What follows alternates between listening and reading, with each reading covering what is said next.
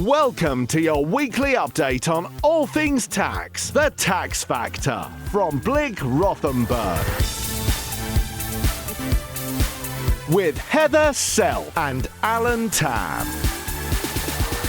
I'm Heather Self. Welcome to the Tax Factor, the weekly podcast from Blick Rothenberg.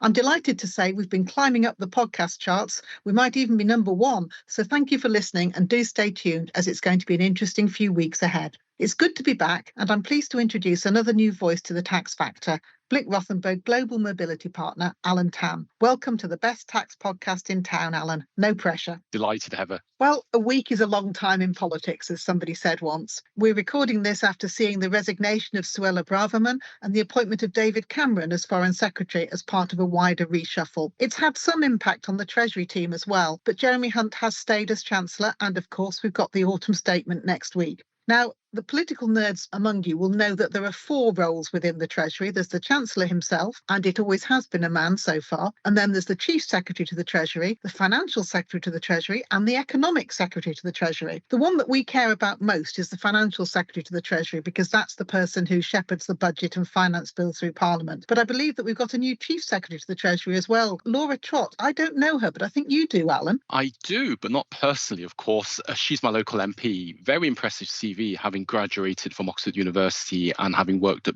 Booz & Company. She's also married to a Big Four partner. Interesting. We've also got Nigel Huddleston as the new FST, the Financial Secretary to the Treasury.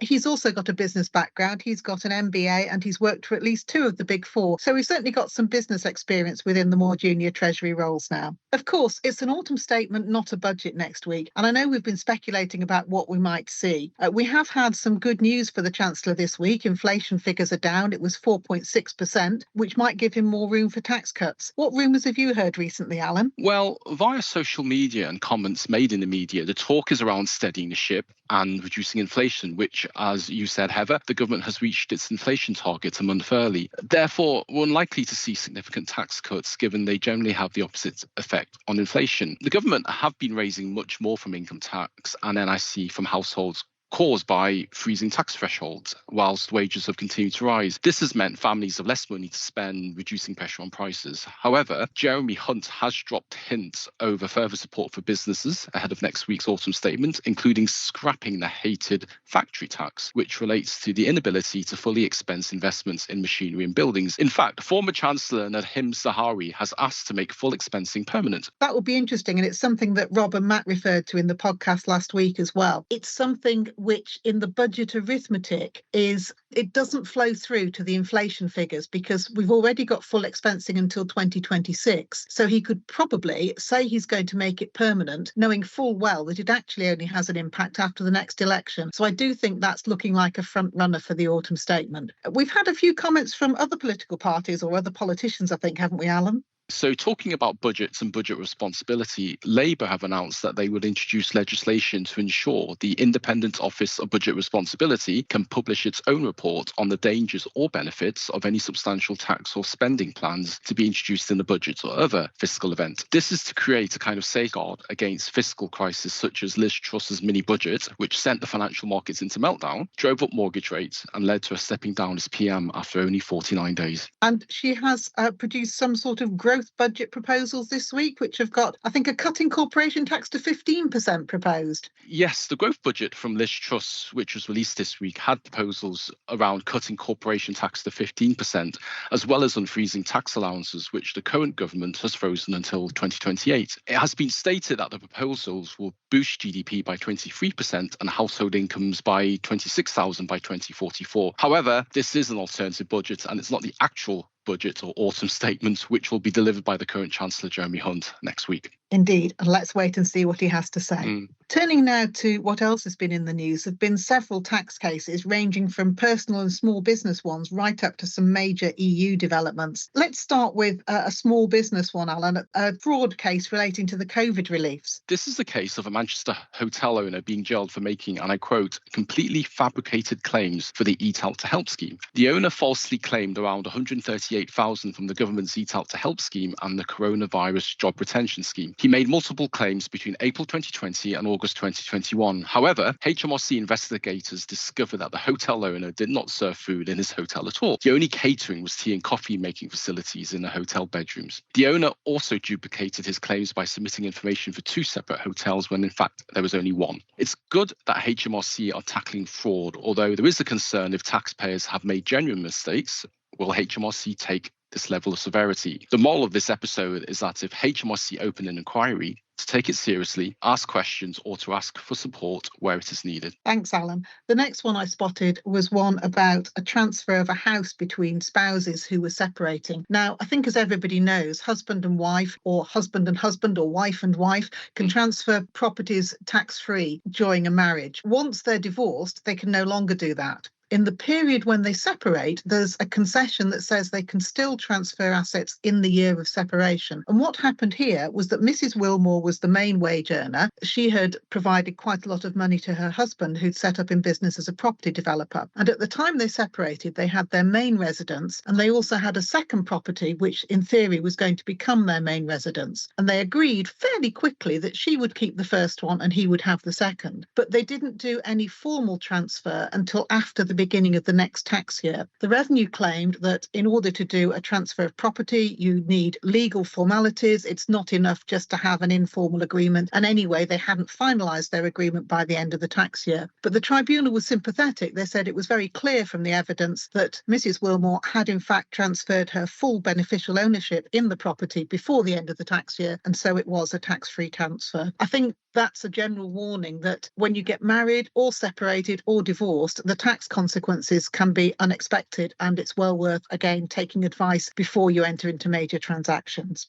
Moving now to the opposite end of the spectrum, there's been a very long-running saga in the EU courts about Apple and whether they should pay more tax in Ireland. The amounts at stake here are some 13 billion euros, which is quite a lot. In fact, I think it distorted Ireland's GDP in the year in which they received the cash. It relates back to some sophisticated US international tax planning, which started in about 2003, so 20 years ago. And the question was whether Apple was allocating enough profit to Ireland. It's a very interesting but largely theoretical case that's now been overtaken in any case by the developments at the OECD and the introduction of a 15% global minimum tax. But I think it illustrates just how big the sums at stake were and just how much tax US multinationals in particular were planning around in those days. Moving on to another one, which is a lot of money, the Danish tax case, which has been heard in the UK Supreme Court, Alan. Yes, so a British hedge fund trader has lost final bid to block Denmark's tax authority from pursuing him and others in London over an alleged 1.44 billion cum-ex tax fraud after senior judges ruled the case could proceed. So the UK Supreme Court unanimously rejected arguments that the case amounted to a foreign state attempting to enforce its domestic laws in English courts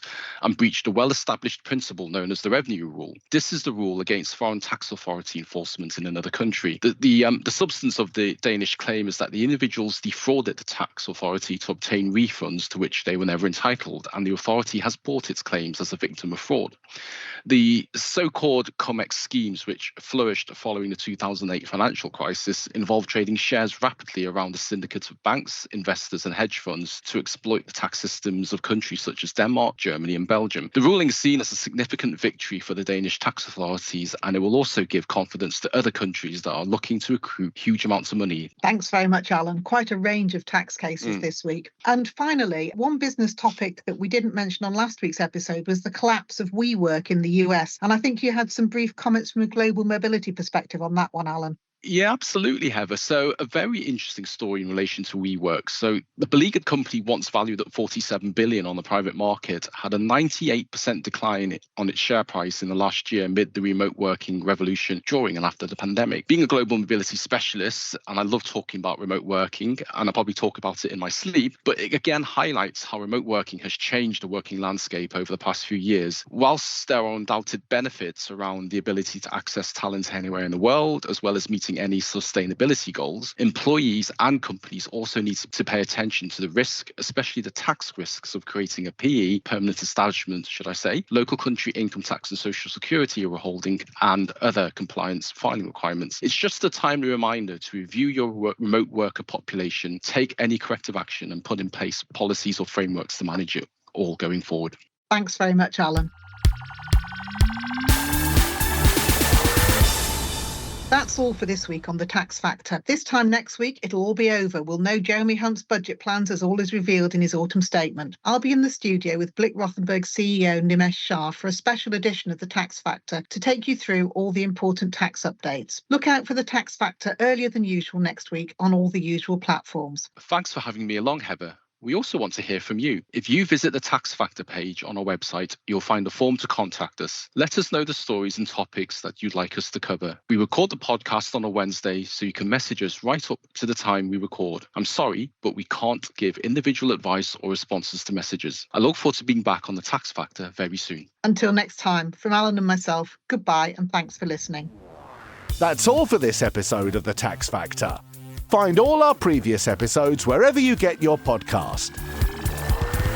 If you enjoyed this podcast, why not try Brave Business, our podcast series for entrepreneurs? Find it wherever you get The Tax Factor or on the Blick Rothenberg website.